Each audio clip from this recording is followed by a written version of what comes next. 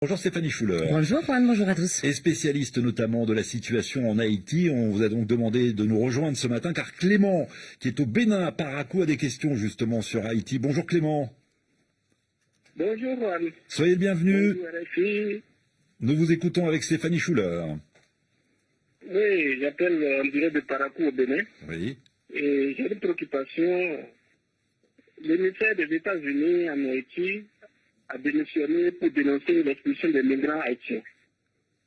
Alors ma question est que Daniel Foot, qui c'est comme ça on l'appelle, a également condamné l'ingérence des États-Unis dans la politique haïtienne.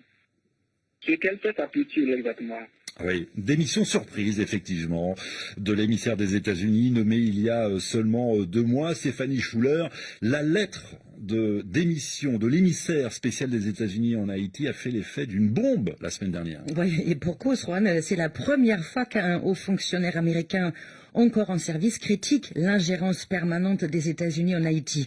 Alors je vais vous donner quelques exemples et sachez-le Clément, cette liste est loin d'être exhaustive. Prenons par exemple l'élection présidentielle à la fin de l'année 2010, quelques mois seulement après le terrible tremblement de terre. Selon les autorités électorales haïtiennes, 2 candidats se qualifient pour le second tour. Il s'agit de Jude Célestin et de Mirland Maniga. Ce résultat ne plaît pas à Washington, qui dépêche une mission de l'Organisation des États américains sur place, officiellement pour des soupçons de fraude. Un recomptage des voix est entrepris dans la plus grande opacité.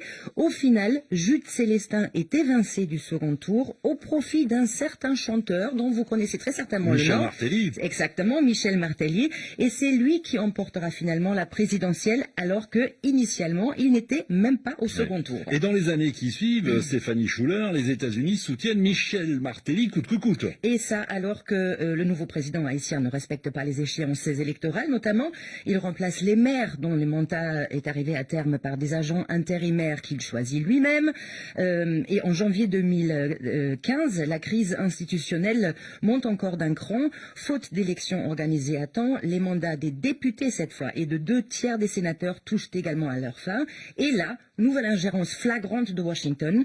L'ambassade des États-Unis publie un communiqué qui dit Washington va continuer, quoi qu'il arrive, de travailler avec Michel Martelly, même si le président haïtien doit légiférer par décret.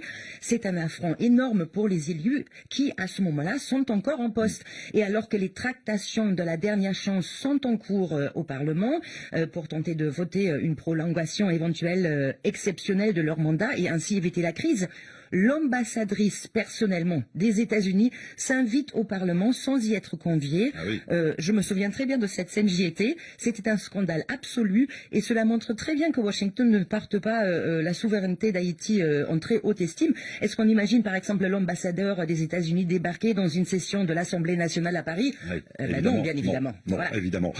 Et ce soutien américain, Stéphanie Schuller, s'est poursuivi durant la présidence de Jovenel Moïse. Absolument. Washington faisait même partie des rares appuis de ce chef d'État sous lequel, comme vous le savez, la situation politique, économique, sociale et surtout sécuritaire s'est dégradée comme jamais auparavant en Haïti.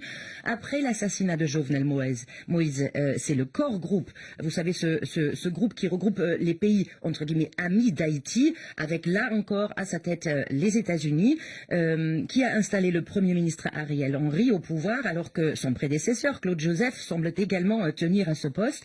La liste est donc longue, Clément, mais pour faire court, toutes ces actions américaines ont laissé des traces dans la société haïtienne. Aujourd'hui, par exemple, beaucoup d'Haïtiens ne veulent même plus voter. À quoi bon si, à la fin, c'est Washington qui décide? Oui, voilà quelques exemples de l'ingérence des États-Unis en Haïti. Il n'y a pas que les États-Unis qui s'ingèrent dans la politique au quotidien en Haïti. Vous avez une dernière question, il me semble, Clément?